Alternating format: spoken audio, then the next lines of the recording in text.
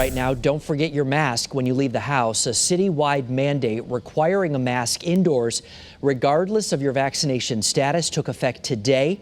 Businesses that refuse to enforce the mandate could face $200 fines. All of our staff members here are wearing masks.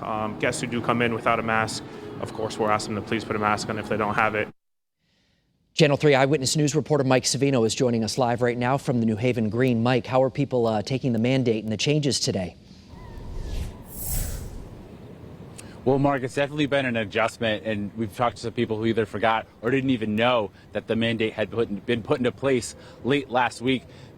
So there's definitely been some frustration and some disappointment by people who thought we were kind of beyond this at this point, and now they have to put the mask back. Meanwhile, businesses saying that they have to remind a lot of customers to put their masks on, hoping to avoid any trouble with the city. But we have mostly been seeing people wearing their masks or carrying them with them, businesses putting signs back up in the window, reminding people that they now have to wear masks. So it does seem like people are complying, and they do understand why the city is doing this.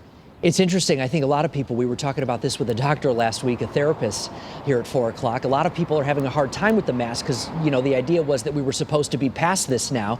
So I can understand why people would maybe forget or leave the house without it. What is the city doing to try and get the word out? Well, there's been, obviously talking with us and as much as they can, but also doing a lot of things, robocalls, social media, trying to reach people however they can. And of course, there is that fine possibility for businesses to put the onus on them to remind customers that they need to wear a mask. But Mayor Justin Elicker told me today that he really does hope to have to avoid having to impose fines. Really, right now, the focus is on educating people that he feels that this is the best strategy right now to try and address COVID cases, not just because of what's going on here in New Haven, but looking at the surrounding community. He thinks that their COVID numbers will catch up to New Haven's. And of course, the CDC said last week that all of New Haven County right now has a high risk of COVID spread. Well, hopefully things will change soon for the better, Mike. Thank you very much. All right.